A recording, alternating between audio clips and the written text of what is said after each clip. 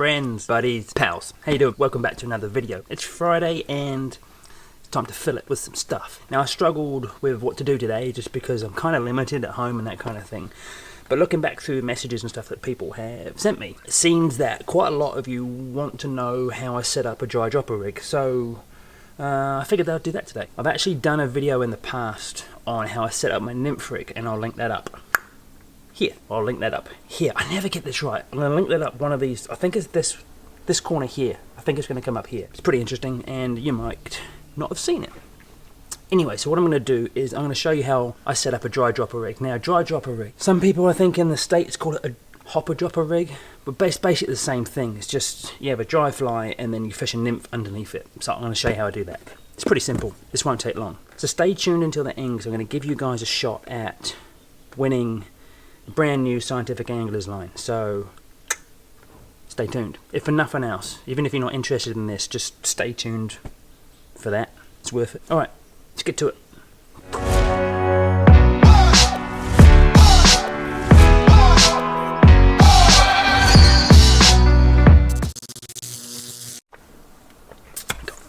Coffee.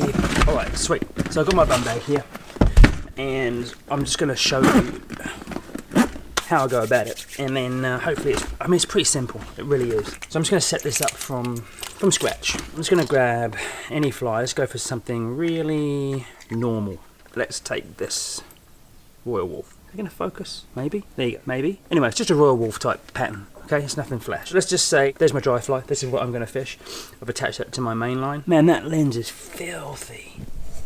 I don't know if that's any better, but that lens is a disgrace. Anyway, there's my dry fly. I've attached that to my main line. Now, I guess you could just fish that dry over a fish if you could see a fish. If you find a fish and you think it's looking up and it might eat off the top, put a dry on, not necessarily this one, but whatever you choose. And put that over him. If you can get one, maybe two max good drifts, and you're definitely sure he's seen it and he hasn't even looked at it, rather than just keep casting over it and then eventually spooking it, you're better off just putting a dropper on and a nymph and then giving that to him. It's a good chance, if he's a feeding fish, as soon as he sees that, he's going to at least go and have a look at it anyway. That's what I would do. Anyway, so there's my dry fly. All I'm going to do is I'm going to add a length of tippet and then a nymph. Now that could be unweighted, could be slightly weighted, could be heavily weighted, just depends on the situation, the water that you've got in front of you, and where the fish is and what it's up to. Right, sweet. So I'm going to bang on, just for the purpose of this, some 4X. If you don't work in 4X, it's about 6 pounds. So what I'm going to do, I'm going to tie my tippet to the bend of the hook. Okay, real simple. Just going to tie tippet to there, right to the bend of the hook, around the bend. And I use a double Davy knot for this, which is the same knot I use for attaching my flies to the tippet. And I'll leave a link up in that same corner to how you tie a double Davy knot, because it's awesome. So that's what I've got. If you can see that pretty well or not. Hopefully that's in focus. Is that in focus? I really can't tell. Sorry if it's out of focus, but I can't tell. So just straight to the bend of the hook like that. Now, as far as how long, a lot of people are asking me, well, how do I know how long to make this bit? Well, that depends. I can't tell you. It depends on the water that you're fishing. Depends where the fish is in that water, or if you can't see a fish, just depends on what kind of water it is, how deep it is, where you're trying to get your flies. So, you know, I mean, if you're fishing, if you can see a fish in 2 feet of water, well, then don't make this thing 4 feet long. You want to make it maybe a couple of feet. Maybe a couple of feet, but then that also depends on, well, is it very still, barely moving kind of water? Is it quite fast water? Because I mean, if it's 2 feet deep and the water's barely moving and you make that dropper 2 feet long, well, it's going to end up on the bottom pretty quickly, get hung up, and then you're probably going to end up spooking the fish. Whereas if there's a bit of flow to it, well, then maybe you do want to make that 2.5 feet, maybe 3 feet long, because that water's moving so quickly that it's not going to get caught in the bottom, because it's going to be up and you want to get it down and you want to get depth and length, and you know, so kind of use your common sense. Look at what's going on in front of you and then work it out from there. I would say maybe if you're not sure, go on the shorter side and then you can always lengthen it. I don't know, it's your call, man. It's just kind of, you know, the more you do it, the more you get a feel for it. But let's say that if I was just going to be setting up a random prospecting rig, I would probably put I don't know, about maybe like that much?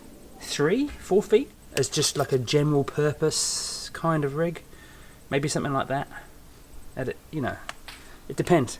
It just depends. And then let's take this hair and copper. It doesn't really matter what you put on. It really doesn't matter what you put on. Just whatever fly you choose. And then I'll use another double Davy knot, as usual, to tie this on. Boom, like that. And then that's it. So that is a dry dropper. There's your dry, there's your tippet, and then there's your nymph. That's it, dry dropper.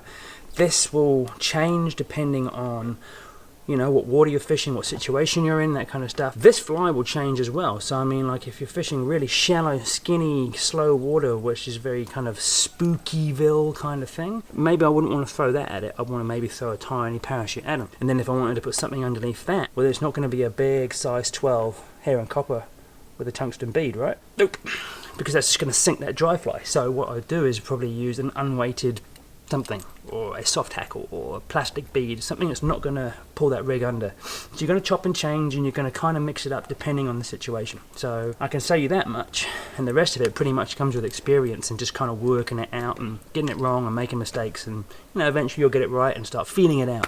So yeah, that's that.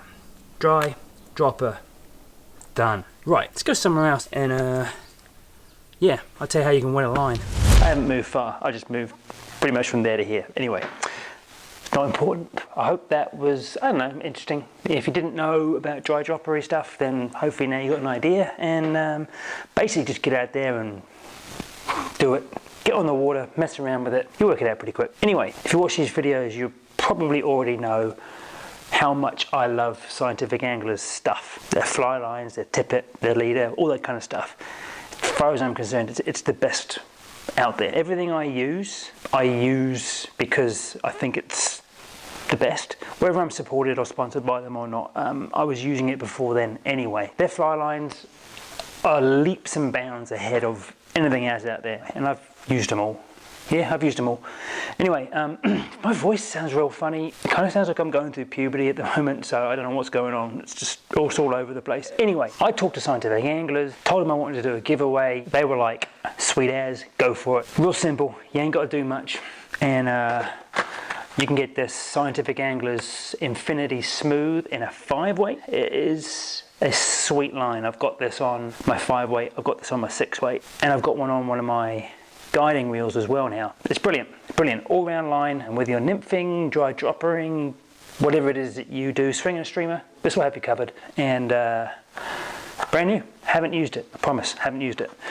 All you got to do, make sure you're subscribed to my channel, this channel, so hit that subscribe button if you haven't already. Like this video, and then just comment in the bottom, done, and that's it. I'll use one of those random online competition pickery things to pick a winner next week. Yeah, I'll do it next week. Subscribe, like, comment, done. Comment, done. Comment, done.